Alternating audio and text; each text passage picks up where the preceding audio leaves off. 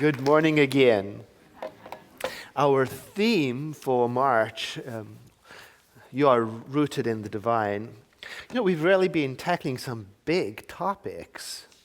We started off at the beginning of the month talking about your personal self, all of those things that make you uniquely who you are, and the mystery of how that all comes from the same building blocks of divinity. And then the next week we talked about your impersonal stuff, all of that about you that you had no choice in. It comes from something that always was and always is and continues to be present in you. And today we're going even deeper, asking the question, what is God's will?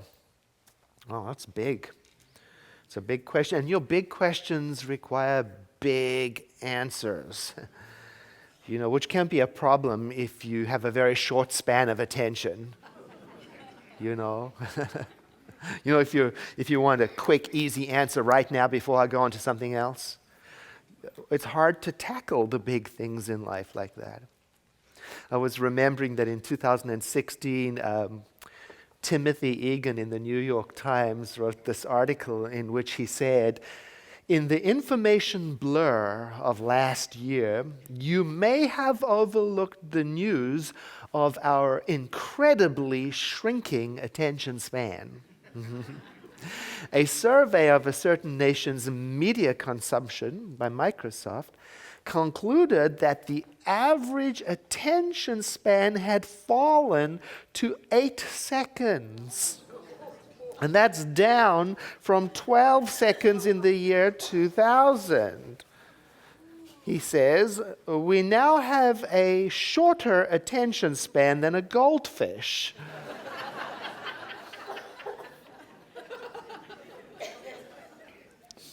Now, I mention that because there isn't a quick, easy answer to the question, what is God's will? It depends on a lot of things. The answer depends on, what are you talking about when you use the word God?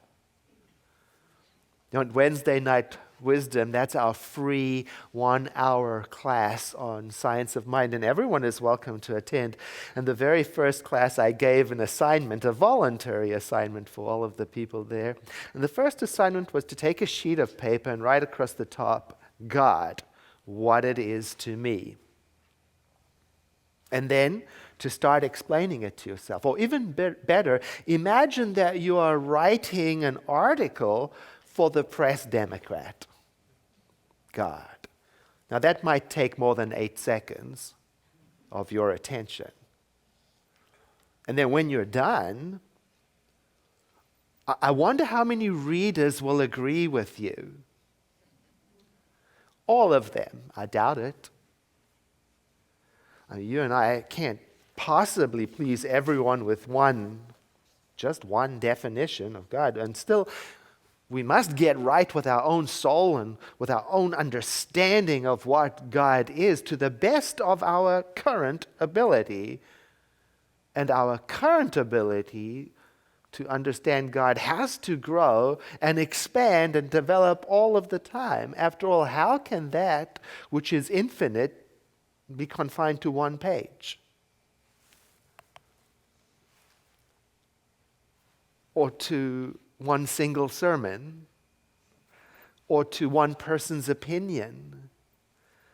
Or to one religion only? So understanding the will of God is very much about understanding God's nature. And for that, I have to pay attention to everything. Not just what caught my attention for a few seconds, not just what's going on in my world right now, just everything, not just what's in front, just everything.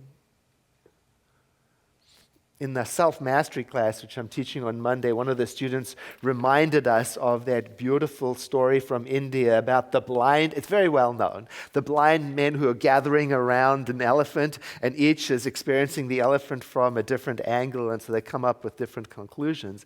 I didn't know that an American poet, John Godfrey Saxe, had put it to rhyming verse. So bear with me because I just find it charming. You'll recognize it. It's called The Blind Men and the Elephant, a Hindu tale. It was 6 men of Industan, to learning much inclined, who went to see the elephant, though all of them were blind, that each by observation might satisfy his mind. The first approached the elephant, and happening to fall against his broad and sturdy side, at once began to bawl, "God bless me, but the elephant is very like a wall." The second, feeling the tusk, cried, "Ho, what have we here so very round and smooth and sharp?" To me it's mighty clear. The wonder of an elephant is very like a spear. The third approached the animal, and happening to take the squirming trunk within his hands, thus boldly up and spake, "I see," quoth he, "the elephant is very like a snake." The fourth reached out his eager hand and felt about the knee. "What most this wondrous beast is like his mighty plain," quoth he, "it is clear enough the elephant is very like a tree." The fifth, who chanced to touch the ear, said, "Even the blindest man can tell what this resembles most. Deny the fact who can? This marvel of an elephant is very like a fan." The sixth no sooner had begun about the beast to grope than, seizing the swinging tail that felt within his scope, "I see," quoth he, "the elephant is very like a rope." And so these men of Industan disputed loud and long, each in his own opinion, exceeding stiff and strong. Though each was partly in the right, all were in the wrong. So oft it is in theological wars that disputants, I ween, rail on in utter ignorance of what each other mean, and prate about an elephant not one of them has seen. Isn't that too cute?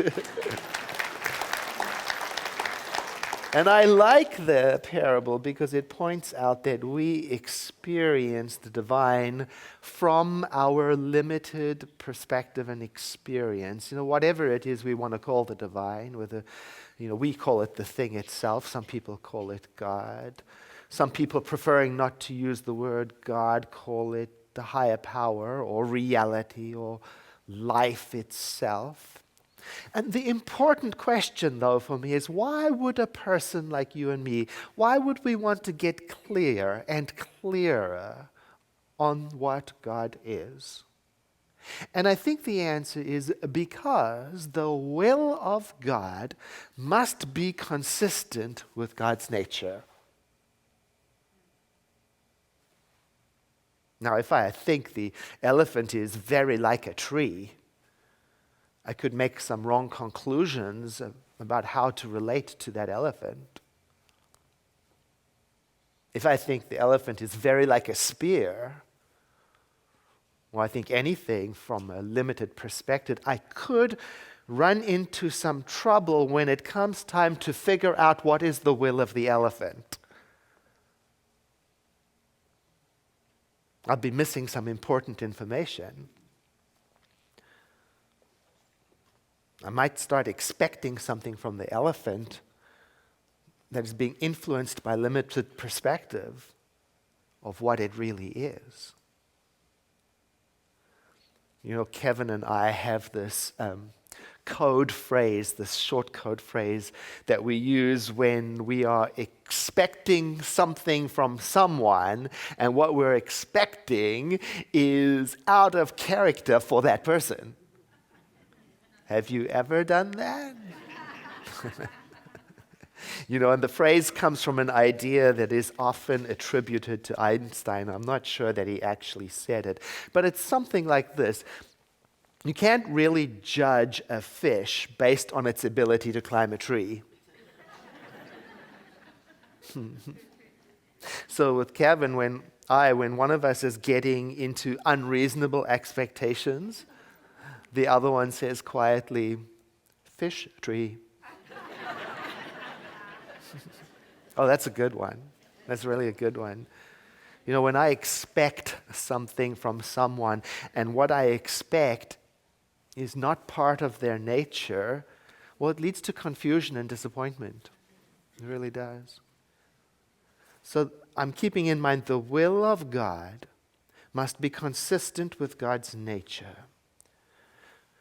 So when terrible things happen in the world, if someone says, "It's the will of God," I say quietly to myself, "Fish tree." And I say to myself, the will of God must be consistent with God's nature. So when terrible things happen in the world, I do what Mr. Rogers suggests.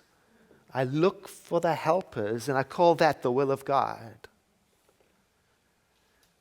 Like right now, the people who are helping to rebuild the North Bay, I call that the will of God. Like the people who we don't even know, who sent almost $100,000 to us to help the victims of the fire. I call that the will of God. And then I try to align my will with that will. Our founder, Ernest Holmes, in the beautiful book, The Science of Mind, on page 264 wrote, "True prayer must be, 'Thy will be done.' But the implication relative to the will of God in this prayer is not a submission to the inevitability of evil or limitation. No. It is a knowledge that the will of God is always good." In other words, when I read that, I see I don't accept catastrophe as the whole picture. I might just be holding on to the tail end. I might just be dealing with an ear. Now I look for the good, and I align with it, and I follow it, and I let it set for me the direction for my life. The will of God must be consistent with God's nature. While we're sharing well-known stories and fables, there is another one from the Zen tradition, very well-known, and there are many, many forms of it out there. Here's one that I hadn't read before. I'm sure you will recognize it. Two monks were washing their bowls in the river when they noticed a scorpion that was drowning. One monk immediately scooped it up and set it upon the bank, and in the process he was stung. He went back to washing his bowl, and again the scorpion fell in. The monk saved the scorpion again, and again he was stung. The other monk asked him, "Friend, why do you continue to save the scorpion when you know its nature is to sting?" "Because," the monk replied, "to save it is my nature." Oh. The will of God must be consistent with its nature, which is why I want to continue to explore what is the nature of the divine to the best of my ability, to keep on pushing back the walls of my understanding, getting as much help as I can to grow and expand, and understanding the nature of God, understand the will of creation. Ralph Waldo Emerson's very helpful in this regard. I believe he wrote this: "Love is our highest word and synonym for God. God is love. The will of God must be consistent with love." Well, Not just any old, ordinary kind of love. Eternal love. Unconditional love. Life-affirming love. Maybe I could personalize that and say to myself, when I am living from unconditional life-affirming love, that's when I am in sync with, in line with the will of God. Or maybe I could look at it like this. I have my will that comes from myself, my small self. Simultaneously in me there is also my will that comes from my uppercase S self, my higher self. They're both going on simultaneously. And the will of my small self, well, it is influenced by conditions of my experience of life up until now. So sometimes that includes the unhealed parts of my life. Sometimes it has an agenda. Sometimes it's motivated by old habits and patterns, and sometimes it's a little unconscious. Sometimes it's got very strong ideas of how things should be. And sometimes it rejects the way things actually are and insists on something different. And now the will of my higher self is not influenced by any of that.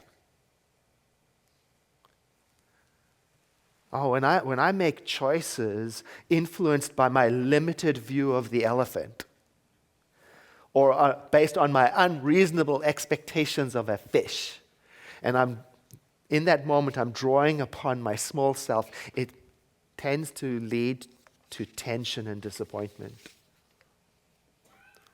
So I'm learning to make choices based on my higher self. And I'm learning to align with my best understanding of what divinity is, even though that's growing all the time. You know, one of my colleagues said the good news is that there are spaces between the will of my small self and the will of my higher self.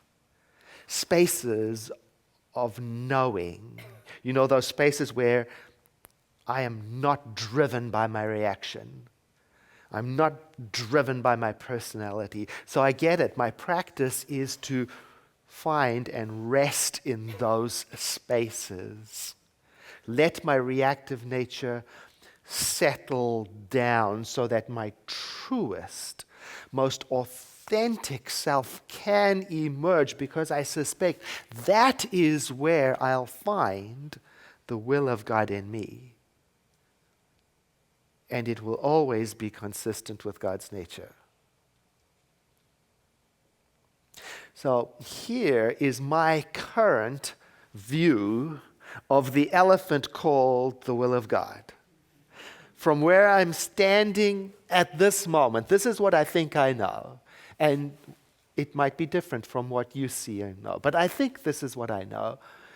That the will of God is that within us which gives itself wholeheartedly and wordlessly to the present moment. It's not something out there with a secret hidden agenda. It's the good that is in all that is.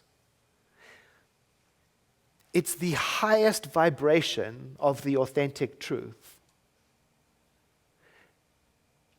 It is life, and it's never against life. It's the power that animates us, energizes us, lifts us up, and directs us when we harmonize with it.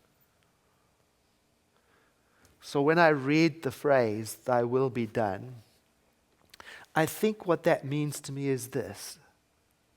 May the deepest, most authentic will which resides in the heart of me and which is the nature of the divine, may that will be done through me.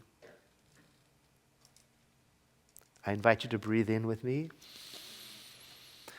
And to exhale, let your eyes close if you feel comfortable doing so we can join in a moment of prayer.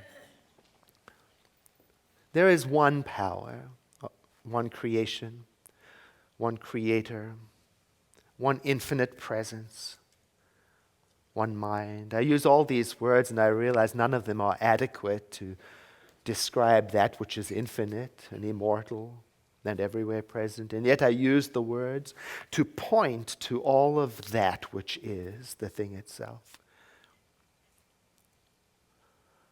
I do so that I may expand my own understanding of who I am and what I am and feel my oneness with all of that eternity, all of that immortality, all of that infinite wisdom, and to understand that that is in me and I am in it. That my nature is one with its nature.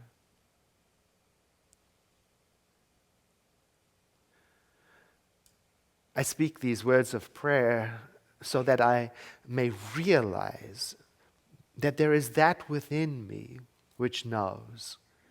Because it is in its original state of perfection and oneness, it has always been. And no matter what the landscape that I travel through, no matter what the circumstances I am called to deal with, no matter what happens and doesn't happen, that within me stays in its original state. And as I sync myself to that, I harmonize myself to that, to its nature within me, it guides me to choose and act and speak in a way that reveals the kingdom of heaven on earth. And I know that when seen rightly through the eyes of unity, the world appears back to me in its true form.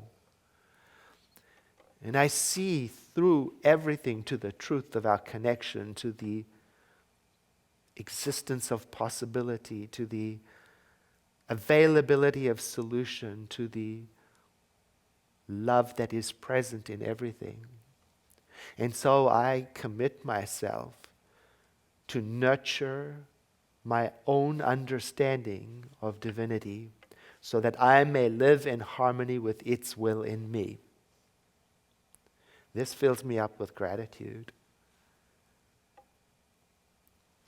And I remember to hold this prayer lightly. That's why I say I release this word to spiritual law, to that aspect of creation that listens to the prayers we pray and acts upon it. I like to remind myself, no effort involved in this. Just a coming home to the truth. Which is why I close the prayer by saying, and so it is. I invite you to breathe in and to sigh.